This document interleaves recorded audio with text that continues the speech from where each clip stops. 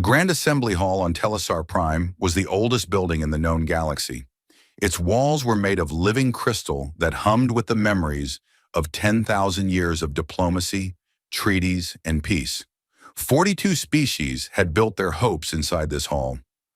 42 flags hung from the ceiling, each one representing a civilization that had chosen unity over war. Today, the hall smelled like fear.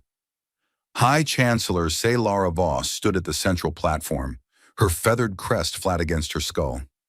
She was Karethi, a species of tall, bird-like people known for their calm voices and sharp minds. In her 60 years of political life, she had never raised her voice in this chamber. She had never needed to. Diplomacy was her weapon, and it had always been enough. But diplomacy could not stop what was coming. And the holographic display above the platform flickered to life, and the face of Admiral Torek Jean filled the air. He was Drothari, a massive creature with 6 limbs and skin like gray stone. He was the finest military commander the Council had ever produced. He had won 37 battles across 4 decades of service. His eyes, usually sharp and confident, were hollow. "Chancellor," he said, and his voice cracked on the word, "the combined defense fleet has been destroyed." The hall went silent, not the polite silence of diplomats waiting their turn to speak. This was the silence of people who had just heard their death sentence. "The Battle of the Yanari Corridor lasted 9 hours, John continued. "We committed 6,000 warships, every class, every reserve. The Vraxith Dominion broke through our formation in the first 2 hours. After that, it was not a battle. It was a slaughter." Voss gripped the edge of her platform. "Survivors? Fewer than 300 ships made it out. Most are damaged beyond repair." John paused. His massive hands trembled. "Chancellor, the Yanari Corridor was our last defensive line. There is nothing between the Vraxith Armada and our core worlds. Nothing." The hall erupted.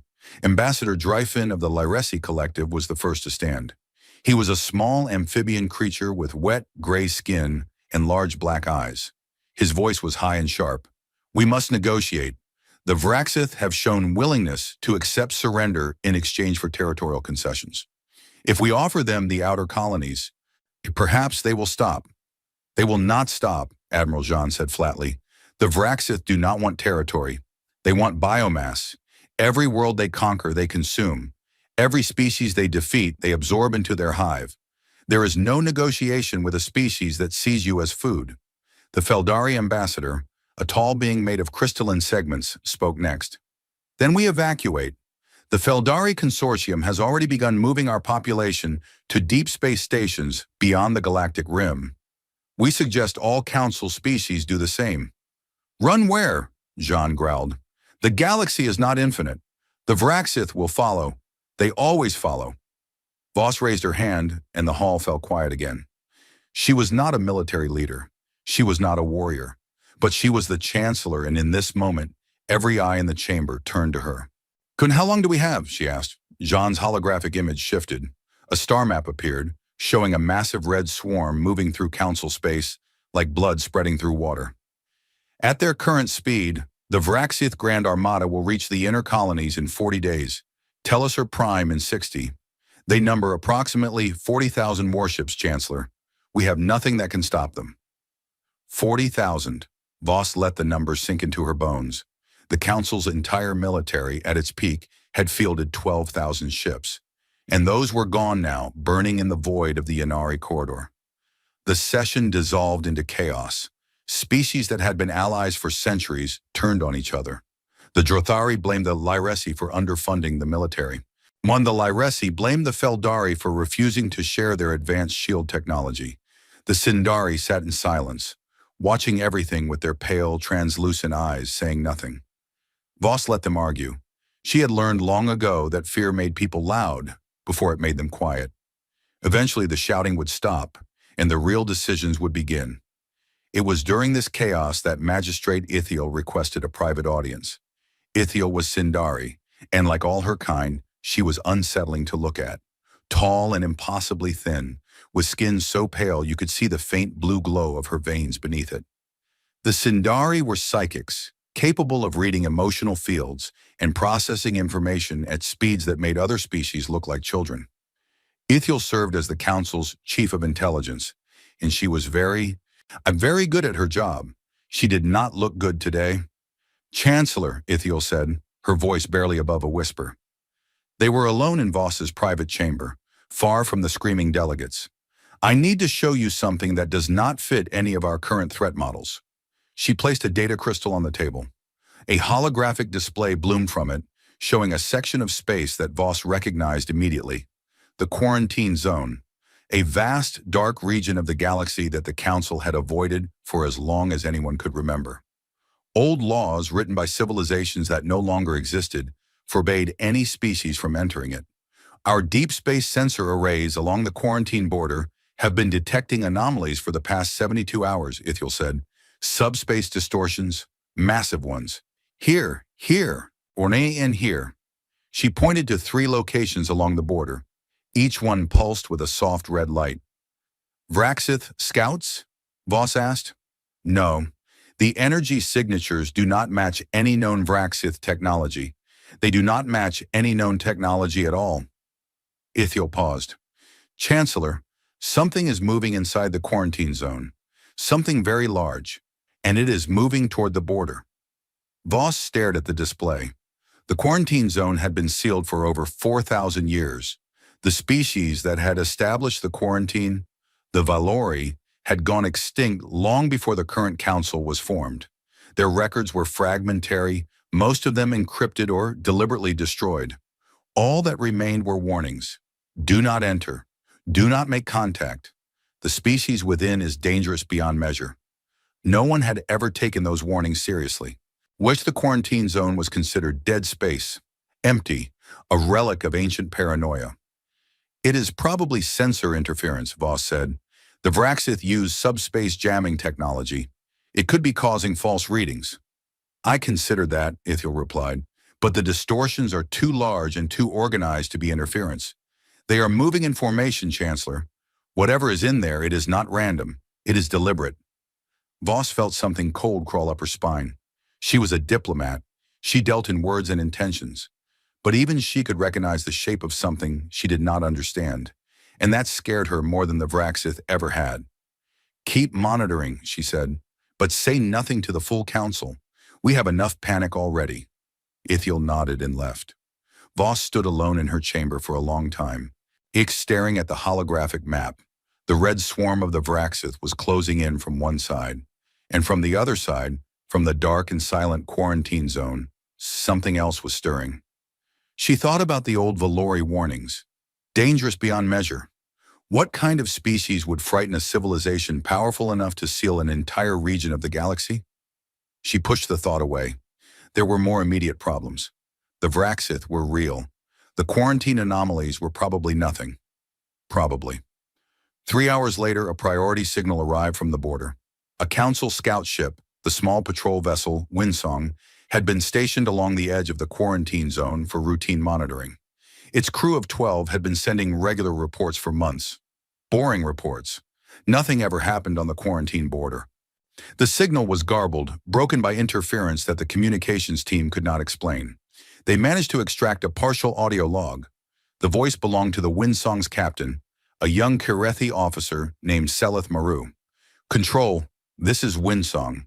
We are detecting massive contacts emerging from the quarantine zone. Repeat, massive contacts. Ships, thousands of them. Configuration unknown. They are not responding to hails. They are moving in tight formation at speeds we cannot. Well, they are accelerating. Oh gods, they are. The signal dissolved into static. The communications team tried for 6 hours to re-establish contact with the Windsong. They never did. That night, Voss sat in her chamber and listened to the recording 14 times. Each time she focused on the fear in Captain Maru's voice. Not the fear of someone facing an enemy. The fear of someone seeing something that should not exist. Ships, thousands. Configuration unknown. She looked at the star map again. The Vraxith were coming from one direction, and from the opposite direction, from the silence that had lasted 4,000 years. Something else was coming. The galaxy was caught between two storms, and the Galactic Council had no idea what either of them truly was. Voss closed her eyes. In 60 days, the Vraxith would reach Telesar Prime. In 60 days, everything the Council had built would burn. Unless something changed.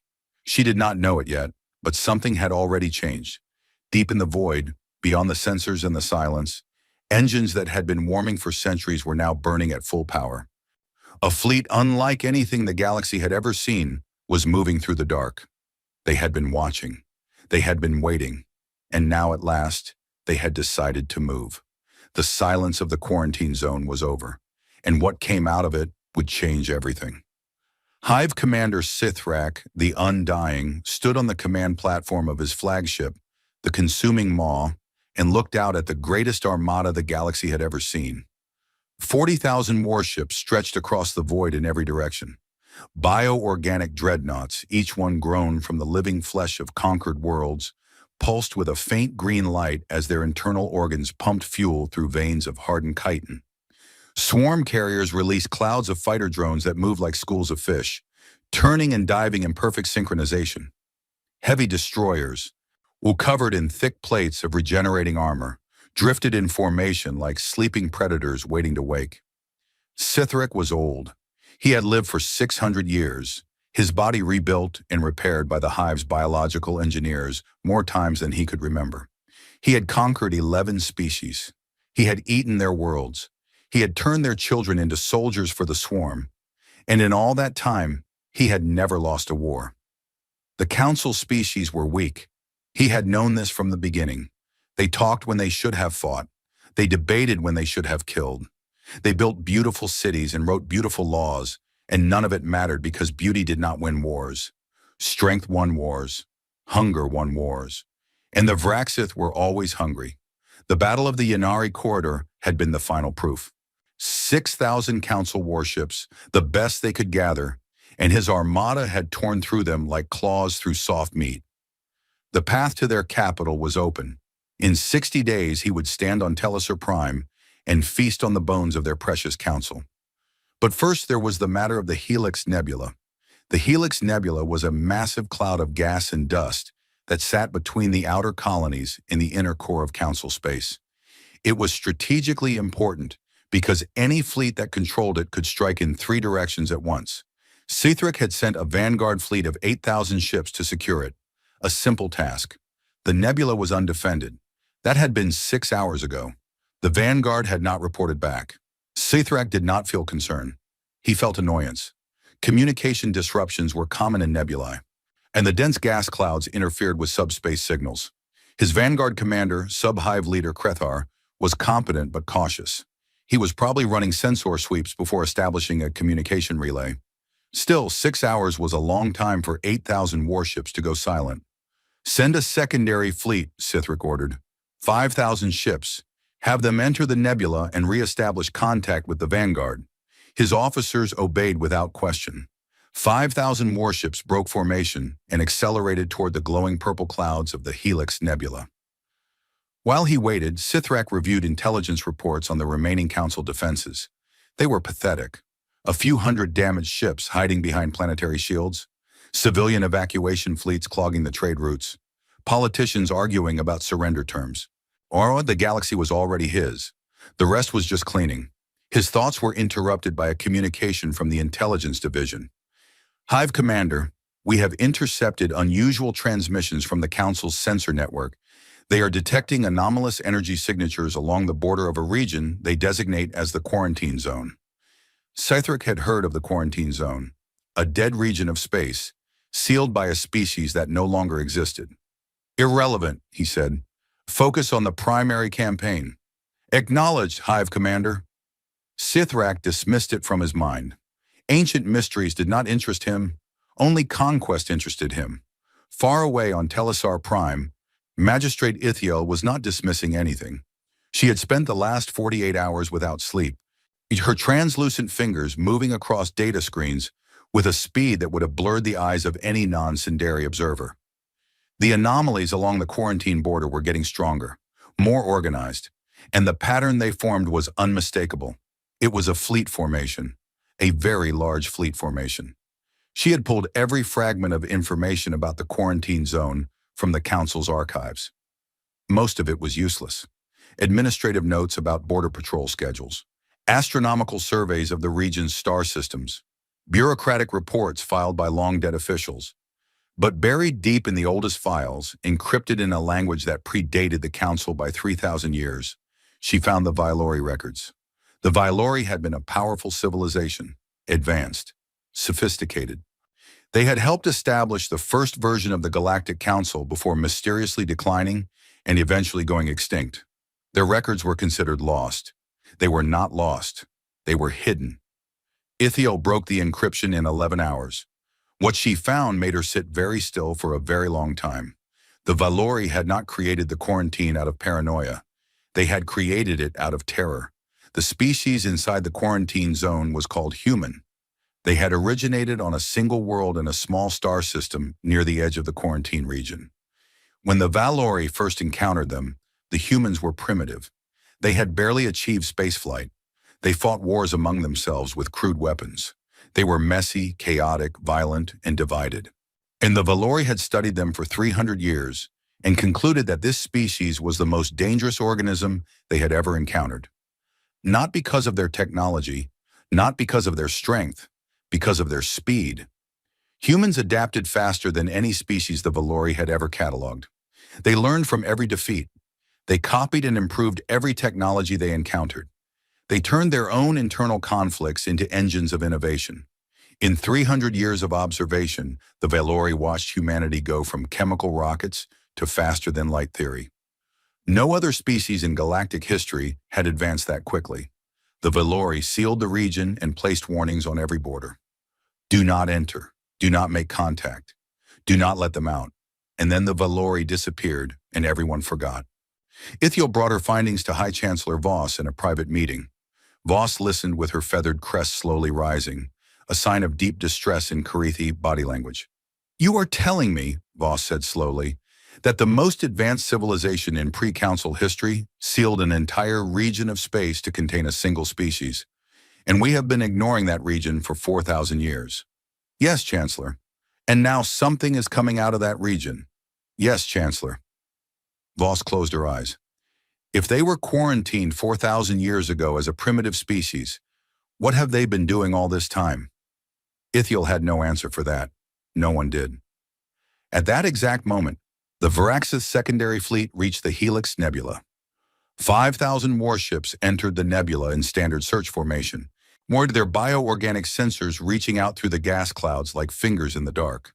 The fleet commander, sub-hive leader Vren, was experienced and careful. She moved her ships slowly, scanning for any sign of the vanguard. She found them. Or rather, she found what was left of them. 8,000 Varaxith warships, each one a living organism, hundreds of meters long, reduced to shattered shells of dead chitin and frozen blood. They drifted through the nebula like a field of broken bones. No power, no life signs, no distress signals. They had died so fast that most of them had not even managed to activate their regeneration systems. Vren had fought in dozens of battles. She had seen destruction before. But this was not destruction. This was erasure.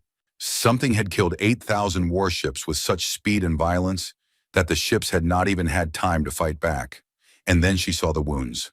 The hulls were not burned. They were torn. Massive holes punched clean through the bio-armor by something solid moving at incredible speed. Kinetic weapons, projectiles, the most primitive form of space warfare, the kind that every advanced civilization had abandoned thousands of years ago. Except someone had not abandoned them. Someone had perfected them. "All ships reverse course," Vren ordered. "Full retreat. Now." She was too late. They came out of the nebula like shadows given form. Thousands of them. Dark, angular warships with sharp lines and flat surfaces. No curves, no organic shapes, no decoration. They were built for one purpose, and that purpose was killing. They had no running lights. They broadcast no identification. They sent no warnings. They simply appeared, and then they opened fire. The first volley was railgun slugs. Thousands of metal projectiles accelerated to a significant fraction of the speed of light. They hit the Vraxith formation like a wall of invisible hammers. Bioorganic hulls that were designed to absorb energy weapons shattered like glass under the kinetic impacts. Ships exploded. Ships broke in half. Ships were punched through from bow to stern, the slugs entering one side and exiting the other, leaving tunnels of destruction through living flesh. The second volley was missiles. Swarms of them, tens of thousands, each one guided by an intelligence that adapted in real time. The missiles did not fly in straight lines. They curved, twisted, split apart, reformed, and found every weak point in the Vraxith formation. When the bioships tried to regenerate, the missiles targeted the regeneration organ specifically. The Vraxith fought back. Of course they fought. They were the greatest military force the galaxy had ever known. Swarm fighters launched by the thousands. Biocannons fired beams of concentrated acid that could melt through any known armor. Boarding pods shot toward the enemy ships, carrying soldiers bred for close combat. None of it mattered. The enemy ships had point defense systems that filled the space around them with walls of shrapnel. The swarm fighters flew into those walls and died. The acid beams splashed against armor plating that was thick and layered and did not care about biological weapons. The boarding pods were shot down at a distance of 1,000 kilometers, long before they could reach their targets. The battle lasted 14 minutes. When it was over, 5,000 Vraxith warships were debris. Sub-Hive leader Vren was dead. Her crew was dead. Every soldier, every fighter, every drone in the secondary fleet was dead. All except one. A single scout ship, small and fast, had been positioned at the rear of the formation. Its pilot, a young Vraxith drone with barely enough intelligence to follow orders, had done the only thing it could think of. It ran. It ran as fast as its engines could carry it, and by some miracle of luck and distance, the enemy ships did not chase it. The scout reached the Grand Armada 4 hours later and transmitted its sensor recordings directly to Hive Commander Sithrak. Sithrak stood on his command platform and watched the footage. He watched 5,000 of his warships die in 14 minutes.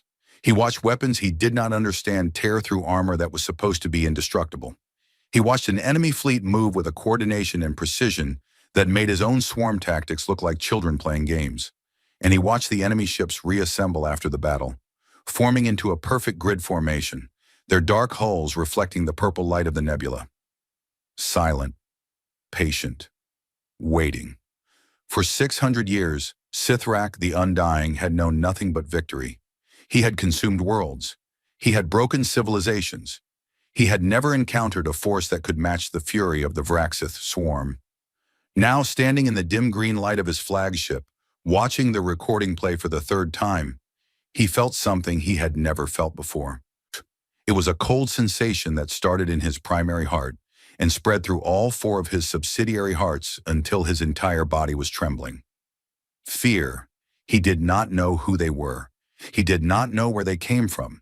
He did not know how they had built weapons that could tear through Vraxith bioarmor like it was paper. But he knew one thing with absolute certainty. They were still in the nebula, and they were waiting for him. The Hive commander stared at the frozen image of those dark, angular ships, and for the first time in his 600 years of life, he did not know what to do. The Grand Assembly Hall had never been so full. Every seat was taken. Every species was represented. Ambassadors who had recalled their delegations returned. Leaders who had begun evacuation procedures paused them. Even the Feldari, who had already started moving their entire population to deep space stations, sent their most senior representative back to Telesar Prime, because the galaxy had just changed, and nobody understood how. High Chancellor Voss stood at the central platform. Behind her, the holographic display showed footage that the Council's intelligence network had intercepted from Vraxith communications. The same footage that had made Hive Commander Sithrak tremble. 48 hours ago, Voss began, her voice steady despite the hammering of her heart. A Vraxith vanguard fleet of 8,000 warships entered the Helix Nebula. They were destroyed. A secondary fleet of 5,000 ships was sent to investigate. They were also destroyed. 13,000 Vraxith warships have been eliminated in a matter of hours. She let the number sit in the air. 13,000. More ships than the Council had lost in 11 years of war, wiped out in less than 2 days, and not by the Council. The attacking force, Voss continued, has been identified as a fleet of approximately 12,000 warships of unknown origin. Their technology does not match any known species. Their weapons are primarily kinetic, which is why the Vraxith bioarmor, designed to resist energy weapons, was ineffective. These ships are faster, more heavily armed, and more coordinated than anything in our database. She activated the footage. The Hall watched in silence as dark angular warships emerged from the nebula and tore through the Vraxith formation. The quality of the footage was poor. Woody pulled from the damaged sensors of the single Vraxith scout that had escaped, but it was enough. More than enough. The railgun impacts were visible as bright flashes followed by expanding clouds of debris. The missiles moved like living things, hunting their targets with an intelligence that even the Council's most advanced AI systems could not match. And the enemy ships moved together with a precision that was almost beautiful, if you could call something so violent beautiful. When the footage ended, no one spoke for a long time. Admiral Torek Jean broke the silence. His holographic image appeared above the platform, his 6 arms crossed, his stone-gray face unreadable. I have analyzed the engagement footage with my remaining tactical staff. 3 observations. He raised one massive finger. First, the unknown fleet uses exclusively kinetic and physical weapons. Railguns, missiles, shrapnel-based point defense, no energy beams, no plasma, no particle weapons. This is not a limitation. This is a choice. Whoever built these ships studied the Vraxith and designed their weapons specifically to bypass bioorganic regeneration. You cannot heal from a hole that goes clean through you. A second finger. Second, their tactical coordination is beyond anything I have ever seen. During the engagement, the unknown fleet operated as 12,000 individual units moving in perfect harmony. No visible communication delay, no formation errors. Either they have a communication system we cannot detect, or their commanders are trained to a standard that makes our best officers look like new recruits. A third finger. Third, and this is the part that keeps me awake. They did not lose a single ship, not one. 12,000 ships against 13,000 Vraxith, and they took 0 casualties. This is not a battle. This is a demonstration. The hall erupted again. Fear, confusion, disbelief, all tangled together in a storm of voices and accusations. Then Magistrate Ithiel rose to speak. The hall went quiet immediately. Ithiel rarely spoke in full sessions. When she did, people listened, because what she said usually changed everything. I have completed my analysis of the unknown fleet's communication signatures, she said, her pale face glowing faintly in the holographic light. They are broadcasting on a unified military frequency using encryption protocols we have never encountered. However, certain elements of their transmissions are unencrypted. Identification codes, fleet designations, administrative signals. She paused. The hall leaned forward. The fleet identifies itself as the Terran Navy, 5th Expeditionary Armada. Silence. Terran, said Ambassador Dryphon of the Lyresi, his large black eyes blinking rapidly. That word is not in our linguistic databases. It is in the Vylori archives, Ithiel said, the species within the quarantine zone. The species the Vylori feared enough to seal an entire region of the galaxy. They called themselves humans. Their world of origin was called Earth. In their own language, the word for something from Earth is Terran. The silence that followed was different from before. This was not the silence of confusion. This was the silence of people who were beginning to understand something terrible. "Kuri, the quarantine zone," said the Feldari ambassador, his crystalline body flickering with agitated light. "You are saying these ships came from the quarantine zone?" "Yes. The region that has been sealed for 4,000 years. "Yes. And the species inside it, these humans, they have built a fleet of 12,000 warships that can destroy Vraxith armadas without taking a single loss." "Yes." The Feldari ambassador sat down heavily. His crystal segments made a sound like breaking glass. Admiral Jean spoke again, and his voice was low and dangerous. "They did not just build a fleet. They built a fleet to fight this war. They have been watching us. They have been watching the Vraxith, and they have been preparing. For how long? Centuries? Thousands of years? We locked them in a box, and they spent the entire time building weapons inside it. Voss wanted to argue. She wanted to say that they did not know this for certain, that the evidence was incomplete, that there could be another explanation, but she could not, because Jean was right. The weapons were designed to kill Vraxith specifically. That did not happen by accident. Before the council could dissolve into further panic, the strategic display updated with new information from long-range sensors. Hive Commander Scythrak had made his decision. The entire Vraxith Grand Armada, all 40,000 remaining warships, was moving toward the Helix Nebula in full battle formation. Every ship, every fighter, every drone. Scythrak was committing everything he had to destroy the unknown fleet. Voss felt her blood go cold. Can our sensors track the engagement? At this range, we will have a 7-minute delay, Ithiel said. But yes, we can watch. And so the Galactic Council watched. They watched as 40,000 Vraxith warships entered the Helix Nebula like a swarm of insects pouring into a cave. The bioorganic fleet filled the sensor display with green signatures, so many that they blurred together into a solid mass. They watched as the Terran fleet, 12,000 ships against 40,000, did not retreat, did not fall back, did not run. Instead, the Terran fleet did something that no one in the hall understood. It broke apart. The 12,000 ships split into hundreds of small groups, wolf packs. Each group was between 20 and 50 ships, and each one moved independently, scattering through the nebula like sparks from a fire. Within minutes, the neat formation of the Terran fleet had dissolved into what looked like chaos. "What are they doing?" Voss whispered. Admiral Jean watched with all 6 of his eyes fixed on the display. His tactical mind, trained over decades of warfare, struggled to process what he was seeing, and then slowly, understanding dawned. "They are denying the Vraxith their advantage," he said. "The Vraxith fight as a swarm. They overwhelm enemies with numbers, surrounding them and attacking from all directions. But you cannot swarm an enemy that is not there. You cannot surround a target that has split into 500 pieces. The humans have turned a pitched battle into a hunting ground." The wolf pack struck. Each small group targeted isolated sections of the Vraxith formation, hitting hard and fast. Hanara then disappearing back into the nebula's gas clouds before the swarm could respond. The railgun slugs were invisible until impact.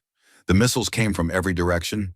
The Vraxith tried to regroup, to form their traditional sphere formations, but every time they gathered, a wolf pack would strike the cluster and scatter them again. It was not a battle. It was a controlled demolition of the largest military force in galactic history. The Council watched for 6 hours. 6 hours of green dots disappearing from the display, one by one, then in groups, then in waves. 6 hours of Vraxith ships dying by the hundreds while the Terran wolfpacks danced around them, always moving, always striking, never staying in one place long enough to be caught. Scythrak tried everything. He ordered his ships to spread out, and the wolfpacks picked them off individually. He ordered them to cluster together. The Terran missiles hit the clusters like hammers hitting glass. He sent his swarm fighters ahead in clouds of millions. The Terran point defense systems shredded them before they could reach their targets. Every tactic the Vraxith tried, the Terrans had already anticipated. Every adaptation the bioships attempted, the Terran weapons had already accounted for. It was as if the humans had spent years studying every possible Vraxith strategy and preparing a counter for each one. Because they had. By the 5th hour, the Vraxith were no longer fighting. They were dying. Ships broke formation and tried to flee. Most were hunted down by wolf packs that pursued them with a patience that was almost cruel. The nebula, once a cloud of purple and gold, it was now thick with debris, frozen bodies, and the drifting remains of bioorganic warships that would never regenerate again. By the 6th hour, it was over. 38,000 Vraxith warships were destroyed. The remaining 2,000, including the flagship consuming maw, fled toward the galactic core at maximum speed. Hive Commander Scythrak the Undying, the conqueror of 11 species, ran from the field of battle for the first time in 600 years. The Terran fleet reassembled in the center of the nebula. Long-range sensors counted them carefully. They had lost approximately 400 ships out of 12,000. 400 against 40,000. The Grand Assembly Hall on Telesar Prime was silent. Not a whisper, not a breath. Every delegate, every ambassador, every aide and advisor sat frozen, staring at the display that showed the victorious Terran fleet holding position in the Helix Nebula. Dark ships, silent ships, ships that had just done in 6 hours what the entire Galactic Council could not do in 11 years. High Chancellor Voss stood at her platform. Her hands were shaking. Her feathered crest was flat against her skull. She stared at the display and felt something she had never felt before. Not fear of the Varaxith. That fear was gone. The Varaxith were finished. This was a new fear, a deeper fear. She turned to face the council and said the words that everyone was already thinking, but no one had the courage to speak. The Varaxith are defeated, but there are 12,000 warships in the Helix Nebula that do not belong to us, that we cannot match, and that we know almost nothing about. She paused, and her voice dropped to barely a whisper. What do we do when they turn those guns toward us? No one had an answer. The display continued to glow behind her. The Terran fleet sat in the nebula, dark and silent and patient, waiting. The debate lasted 3 days. 3 days of screaming, accusations, proposals, counter-proposals, and fear. The Galactic Council, which had barely held itself together during 11 years of war with the Varaxith, was now tearing itself apart over a fleet that had saved them. The Feldari ambassador wanted to offer total submission. They are clearly superior, he said, his crystalline body dim with resignation. We should acknowledge their dominance now, before they decide to demonstrate it against us. Send a delegation, bow, offer whatever they want, territory, resources, technology. Our survival depends on their goodwill. The Drothari War Council disagreed violently.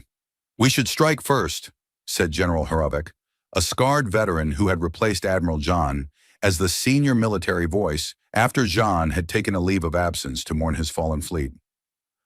While they are still in the nebula, while they are still recovering from battle, we gather every remaining ship in Council space and hit them before they can move. Admiral John returned to his holographic seat for this suggestion. His expression was flat. General, we have approximately 300 functional warships remaining. They have 12,000, and those 12,000 just destroyed 40,000 Varaxith with 400 losses. If we attack them, we will not even inconvenience them. We will simply give them a reason. Then what do you suggest? Harovec snarled. Jean looked tired in a way that went beyond lack of sleep. I suggest we admit that we are not the most powerful civilization in this galaxy, that we never were, and that we act accordingly. The Sindari, as always, urged caution and intelligence gathering.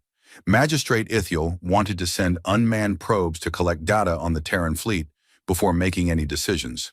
The Loresi wanted to open a diplomatic channel and negotiate from a position of neutral respect. It was High Chancellor Voss who cut through the noise. I will go myself, she said. The hall went silent. I will take a single diplomatic vessel, no weapons, no escort.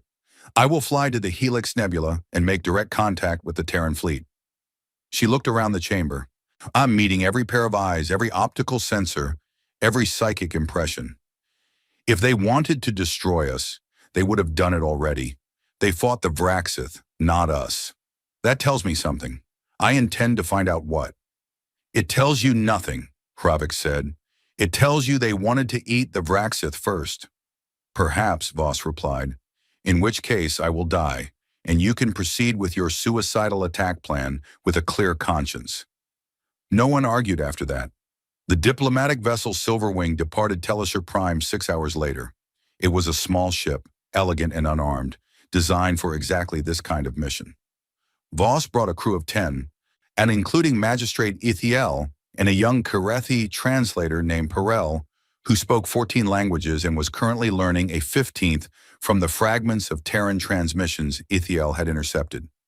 The journey to the Helix Nebula took 2 days. 2 days of silence and preparation. Voss spent most of it reading the Velori records over and over, searching for any clue about what kind of people the humans might be. The records were clinical and detached. They described humans as adaptive, aggressive, tribal, creative, and unpredictable. They noted that humans formed intense emotional bonds with each other and with other species, including animals on their homeworld. They noted that humans were capable of extreme violence and extreme compassion, sometimes within the same individual, sometimes within the same hour. And the Valori had not known what to make of them. After 300 years of observation, their final report had simply said, "We cannot predict what they will become. We can only ensure that whatever they become it far from us." So much for that plan, Voss thought. The Silver Wing entered the Helix Nebula on the third day. Almost immediately, the crew began to see the wreckage of the battle. Pieces of Vraxith ships floated everywhere. Chunks of dead bioarmor. Frozen clouds of organic fluid that had once been blood. The remains of 40,000 warships spread across billions of kilometers of space, and among the wreckage, the Terran fleet waited. Voss stood at the observation window and got her first real look at a human warship. It was terrifying, not because it was monstrous or grotesque. The opposite. It was simple, brutally, efficiently simple. Dark gray hull plating, thick and layered, covered every surface. Weapon batteries lined the ship like teeth, rows upon rows of railgun turrets and missile launchers, more weapons on a single vessel than most Council ships carried on 10. There were no decorative elements, no windows, no markings except a small white symbol on the bow that Perel identified as the Terran naval insignia, an anchor crossed with stars. These ships were not built to impress. They were not built to intimidate. They were built to function. Every line, every angle, every plate of armor served a purpose. There was no waste, no excess. Just purpose, refined to its purest form. "They build their ships the way a predator builds its body," Ithiel murmured. "Nothing unnecessary. Everything lethal." The Silver Wing broadcast a standard diplomatic hail on all frequencies, in every language the Council knew, plus the fragments of Terran language that Perel had pieced together. For 20 minutes, there was no response. Voss felt her heart's beating in her throat. Then a signal came back. Clean, clear, and in perfect Council standard, the common language used for interspecies communication. "Diplomatic vessel Silver Wing, this is the Terran Navy vessel TNS Defiance. You are cleared to approach. Docking coordinates are being transmitted to your navigation system. Admiral Wren will receive your delegation in Bay 7. Welcome." The voice was calm, professional, almost warm. It sounded like someone who had been expecting them. The Silver Wing docked with a massive Terran warship, a vessel that sensor readings identified as a fleet carrier nearly 4 kilometers long. The docking bay was clean, well lit, and organized with a precision that bordered on obsessive. Every surface was labeled. Every tool was in its place. Crew members in dark gray uniforms moved with quiet efficiency, acknowledging the alien visitors with nods but no stares. Voss had expected many things. She had expected hostility, curiosity, perhaps even amusement. She had not expected professionalism. These people acted as if receiving an alien diplomatic delegation was a routine Tuesday. A tall woman was waiting at the end of the docking bay. She wore the same dark gray uniform as the others, but with additional markings on her shoulders and chest that indicated rank. She was older, perhaps 60 standard years by human measurement, and with short silver hair and eyes that were sharp and steady and missed nothing. "High Chancellor Voss," the woman said, extending her hand in what Perel quickly whispered was a human greeting gesture.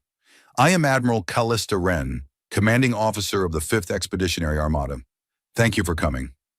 Voss took the hand carefully. The human's grip was firm, warm, the hand of a person who was used to being in control. "Admiral Wren," Voss said, "I represent the Galactic Council of Unified Species. I have come to ask a question that my entire civilization needs answered." "I expected you would," Wren said. She gestured toward a doorway. "Walk with me. We can talk." They walked through the corridors of the carrier. The ship was enormous, and every section they passed through reinforced the same impression. Function over form. See strength over beauty. The walls were lined with sealed compartments, each one labeled with clear, efficient text. Armory, medical, engineering, tactical. This was not a ship of exploration or diplomacy. This was a machine of war, crewed by people who understood war deeply and personally. Wren led them to a briefing room. A large table dominated the center, surrounded by chairs designed for human proportions. Adjustments had been made, Voss noticed. 2 chairs had been modified to accommodate Carethi anatomy. Someone had prepared for this meeting in advance. They sat. Wren poured a cup of dark liquid from a metal container and offered some to Voss, who declined politely. Ithiel stood in the corner, watching everything with her pale, unblinking eyes. "Ask your question, Chancellor," Wren said. Voss did not hesitate. "Why? Why did you come? Why did you fight the Varaxith? What do you want?" Wren sipped her drink. She took her time. When she spoke, her voice was measured and direct. 4,200 years ago, the Valori civilization sealed our region of space and cut us off from the rest of the galaxy. We were young, primitive. We didn't even fully understand what had happened. By the time we figured it out, the Valori were gone, and the quarantine was maintained by automated systems and council policy. She set down her cup. We could have broken out. We had the technology within 1,000 years, but we chose not to. Instead, we turned inward. We colonized every world, every moon, every asteroid in our region. We built, we grew, we innovated, and we listened. "Listened?" Voss asked. "Your communications are not as secure as you believe. Chancellor, we have been intercepting council transmissions for over 3,000 years. We know your languages, we know your politics, we know your history. We watched you build your council. We watched you make peace between species that had fought for generations. We watched you create something admirable." The word hung in the air. Admirable. "And we watched the Varaxith come," Wren continued. "We watched your defense fleet form. We watched your battles. We ran projections. Our intelligence analysts concluded that the council would fall within 15 years of the Varaxith invasion. The Varaxith would then consolidate, expand, and eventually reach our borders." She looked Voss directly in the eyes. "We did not come to save you, Chancellor. We came because the Varaxith were going to be our problem eventually. And we just decided to solve it early." The honesty of it hit Voss like a physical blow. No noble speeches, no grand ideology, no claim of brotherhood or shared destiny. Just cold, clear, strategic logic. "You could have intervened years ago," Voss said. "You could have saved millions of lives." Something flickered across Wren's face. A shadow, a crack in the professional mask. "Yes," she said quietly. "We could have. That debate was had. It was not a simple decision, and I will not pretend it was." Voss studied the human admiral. Behind those steady eyes, she saw something complicated. Regret, perhaps, or the weight of a choice that had cost more than anyone would ever know. "What happens now?" Voss asked. "Do you want a seat on the council?" Wren considered this. "An observer role," she said. "For now. We will contribute to collective security and share limited technology transfers. But our sovereign space remains sovereign. We are not ready to fully integrate with the galaxy. And, frankly, the galaxy is not ready for us." Voss nodded slowly. It was a reasonable answer. Careful, controlled. Like everything about these humans. As the delegation prepared to leave, Voss paused at the docking bay. She looked back at the endless corridors of the Terran warship, at the quiet, efficient crew, at the weapons that had ended a war in days. "Admiral," she said, "one last question. Your fleet designation, the 5th Expeditionary Armada. That implies there are at least 4 others." Wren's expression did not change. "Yes. Where are they?" "Positioned along other sections of the quarantine border. Standard deployment." Voss turned to Ithiel. "Have our long-range sensors detected anything?" Ithiel's translucent face had gone very still. "Chancellor, I received updated sensor reports during our visit. There are 4 additional fleet concentrations positioned along the quarantine zone border. Each one appears to be significantly larger than this fleet." Voss looked at Wren. Wren looked back. Her expression was perfectly, politely, terrifyingly neutral. Voss boarded the Silver Wing without another word. As the diplomatic vessel pulled away from the Terran carrier, Voss stood at the observation window and watched the dark fleet shrink into the distance. 12,000 warships, the Fifth Armada, the smallest one. She thought about Wren's words. We are not ready to fully integrate with the galaxy, and the galaxy is not ready for us. For the first time since the Varaxith invasion began, Voss was not afraid of the enemy. She was afraid of the ally. 6 months passed, and the galaxy became a different place. The Varaxith Dominion, which had terrorized the Council for over a decade, ceased to exist in a matter of weeks after the Battle of the Helix Nebula. Terran hunter-killer groups, small fleets of fast warships operating with ruthless efficiency, pursued the fleeing Varaxith remnants across the galactic arm and into the core systems where the Hive worlds pulsed with dark organic life. Hive Commander Scythrak the Undying made his last stand at Vraxis Prime, the oldest and largest of the Hive worlds. He gathered every remaining ship, every soldier, every drone that still answered to the swarm. And it amounted to fewer than 1,000 warships and several billion ground troops burrowed into the living surface of the planet. The Terran Navy did not send ground troops. They did not need to. From orbit, kinetic bombardment platforms launched rods of dense metal alloy at the planet's surface. The rods fell through the atmosphere at terminal velocity, striking with the force of nuclear weapons, but leaving no radiation. Each impact shattered Hive structures that had taken centuries to grow. The bombardment lasted 4 days. When it was over, the surface of Vraxis Prime was cratered, silent, and dead. Scythrak the Undying finally lived up to his name by dying in the ruins of his own throne chamber, buried under 1,000 tons of collapsed chitin. No one mourned him. No one even found the body. The war that had raged for 11 years was ended by humanity in 7 months.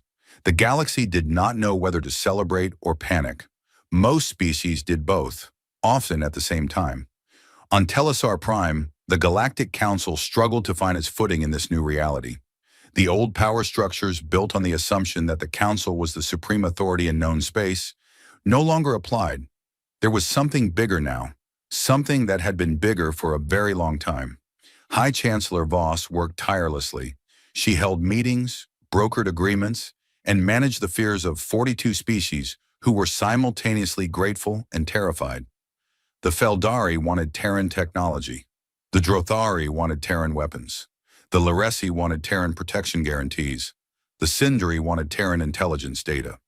Everyone wanted something from the humans, and the humans, true to Admiral Wren's word, shared only what they chose to share. Limited technology transfers began. Medical advances mostly. The humans had developed treatments for diseases that Council scientists had been fighting for centuries. Cancer, genetic degradation, cellular aging.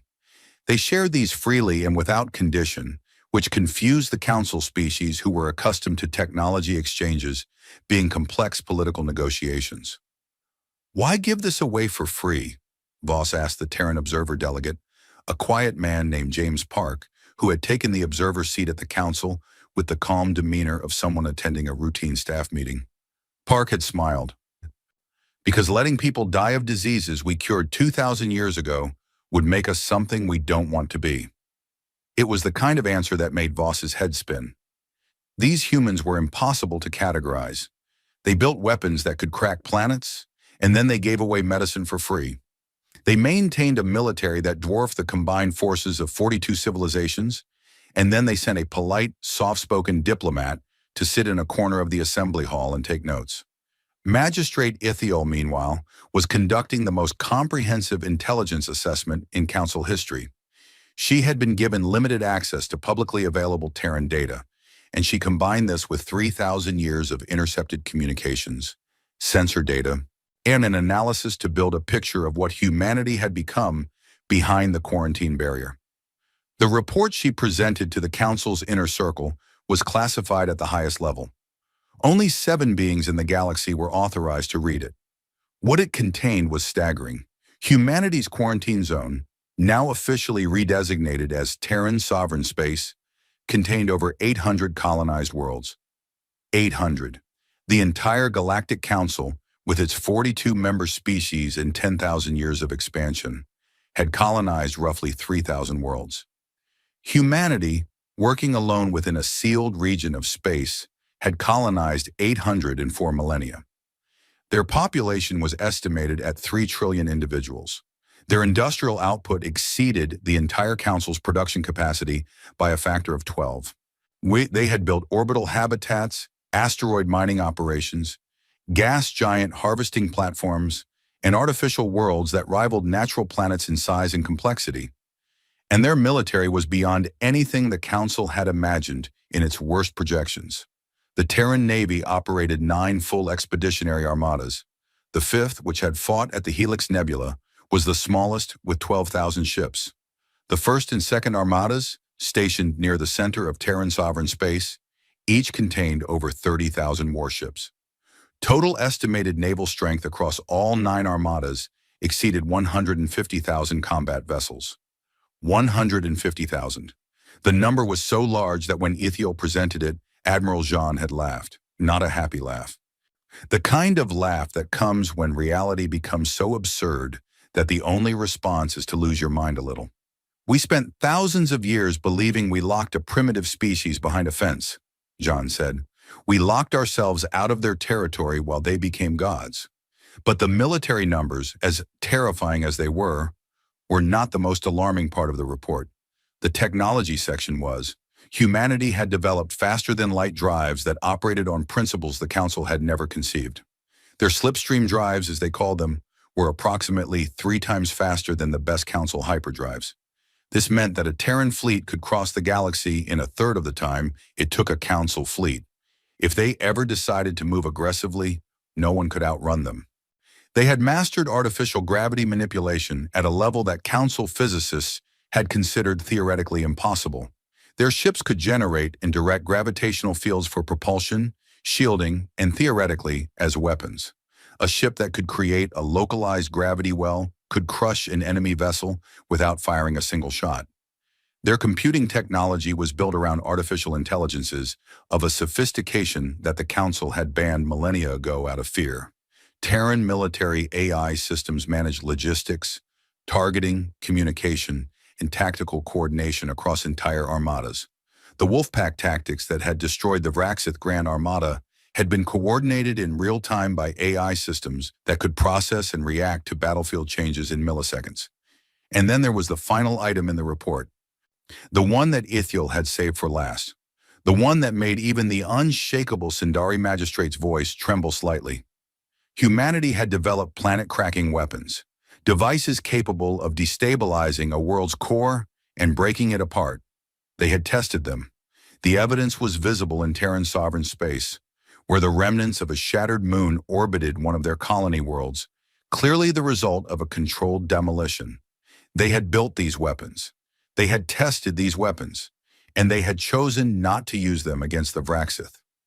That choice, more than anything else in the report, told Ithiel what kind of species humanity really was. They had the power to destroy worlds and the discipline not to. That combination was either the most reassuring or the most terrifying thing in the galaxy, depending on how much you trusted their discipline to hold. The inner circle read the report in silence. When they finished, no one spoke for a long time. Voss broke the silence. "I am going to meet with Admiral Wren one final time." No one objected. The meeting took place on a neutral station, a small trading post on the border of what was now Terran sovereign space. Voss came alone. Wren came with a single aide who waited outside the room. They sat across from each other at a plain metal table. Wren looked the same as before, calm, steady, unreadable. But Voss had spent her life reading people, and she thought she saw something different in the Admiral's eyes this time, something that looked like weariness. "I have read the intelligence report on your civilization," Voss said. "See, I will not pretend it did not frighten me." "It should," Wren said. "We frighten ourselves sometimes." Voss studied her. "I need to ask you a question that I have no right to ask, and I need an honest answer." "Ask. Do you intend to conquer the galaxy?" Wren was quiet for a moment. She looked down at her hands folded on the table. They were the hands of a woman who had commanded fleets and ordered the deaths of millions. They were also the hands of a woman who was very tired. "Chancellor," she said, "if we wanted to conquer you, we would have done it centuries ago. We had the ships. We had the technology. We had the strategic advantage of complete surprise, and we chose not to." She looked up. We watched you build your council, your laws, your alliances. When we watched you take 42 species that had every reason to hate each other and convince them to work together. It was imperfect. It was slow. It was frustrating to observe, but it was admirable. That word again, admirable. We do not want to rule the galaxy, Ren said. We want to live in it. We want to trade, explore, discover, and grow. But we also refuse to let anyone burn it down. Not the Varaxith, not anyone who comes after them. We have the power to prevent it, and so we accept the responsibility. Voss felt something shift inside her. Not trust exactly. Trust would take years to build, but something adjacent to it. Respect, perhaps, or recognition. The recognition that this woman and the civilization she represented had made a choice that was far more difficult than conquest. They had chosen restraint, and restraint, whereas Voss knew from a lifetime of diplomacy, was always harder than force. I would like to offer humanity full membership in the Galactic Council, Voss said. Ren nodded. We accept, on our terms. The terms were negotiated over the following weeks. Humanity would join as the 43rd member species. They would contribute to collective defense and share limited technology, primarily medical and agricultural. They would participate in diplomacy and trade. But Terran's sovereign space would remain closed to outside traffic unless specific permission was granted. Humanity would integrate at its own pace, on its own schedule. The Council accepted. They had no real choice, but Voss made sure the vote was conducted with dignity and proper procedure. If humanity was going to join the galactic community, it would be done right. When the announcement was broadcast across every communication network in Council space. Voss stood at the central platform of the Grand Assembly Hall, the same platform where she had received news of the Yeneri corridor disaster just months earlier, and addressed the galaxy. For 11 years, we fought a war we could not win. We lost ships, worlds, and people. We came within weeks of total destruction, and then from a region of space we had ignored for 4,000 years. Help came from a source we never expected. She paused and looked at the 43 flags now hanging from the ceiling. The newest one was simple, a blue circle on a dark field with a single white star at its center. Today, I am honored to welcome the Terran Confederation as the 43rd member of the Galactic Council of Unified Species. When they are not what we expected, they are not what the ancient records described. They are something new, something we are still learning to understand. She straightened her crest and spoke her final words with a voice that carried across 1,000 worlds. For 4,000 years, we told ourselves that the silence beyond the quarantine zone meant there was nothing there. Let this be the lesson the galaxy never forgets. Silence does not mean absence. It means someone is choosing not to speak, and when they finally speak, you had better listen. The hall erupted in applause, not the polite, measured applause of diplomatic protocol. Real applause, the kind that comes from relief, from gratitude, from the overwhelming feeling of having survived something that should have killed you. Voss stepped down from the platform and found Ithiel waiting for her. Do you trust them? Ithiel asked. No, Voss said, but I respect them, and I believe that they believe what they told us. For now, that is enough. Far away, deep in Terran sovereign space, Admiral Callista Wren returned home. Her shuttle descended through a blue sky scattered with white clouds. Below her, a green and brown landscape stretched to the horizon. Rivers cut through valleys. Cities rose from plains, gleaming with lights that reflected off glass and steel. And between the cities, there were forests, fields, and oceans that had existed for billions of years before anyone had thought to build a starship. Earth, the world that the galaxy had forgotten, the world that had refused to forget itself. Wren's shuttle landed at a small airfield outside a city that was old by human standards, but a heartbeat by galactic ones. She stepped out into the sunlight and breathed air that tasted like grass and rain and home. She walked through a park. Children were playing on a green lawn, chasing each other and laughing in the way that children everywhere, on every world and every species, have always laughed. An old dog slept in a patch of sunlight. A couple sat on a bench, talking quietly about nothing important. Wren sat on an empty bench beneath an oak tree that was older than most civilizations in the galaxy. She closed her eyes and felt the sun on her face. Her communicator buzzed. Another report, another crisis, another galaxy that needed managing. The Vraxith remnants, the council integration, trade negotiations, border disputes. 1,000 problems that would never stop coming because the universe was messy and complicated, and that was just how things worked. She silenced the communicator and put it in her pocket. For one moment, she was not an admiral. She was not a strategist. She was not the woman who had ended a galactic war. She was just a person, sitting in the sun, on a small blue world that had been written off by the rest of the galaxy 4,000 years ago. A child's ball rolled to her feet. A small girl ran over, picked it up, and looked at Ren with wide, curious eyes. "Are you a soldier?" the girl asked. Ren smiled. "Sometimes." "Do you fight bad guys?" "I try." The girl nodded seriously, as if this was the most important information she had received all day. Then she ran back to her friends, and the sound of laughter filled the park again. Ren leaned back against the bench. The oak tree rustled above her. Somewhere impossibly far away, the galaxy was spinning with all its wars and wonders and terrors and triumphs. But here, in this park, on this world, under this tree, there was only the sun, the wind, and the sound of children laughing. She closed her eyes and she smiled.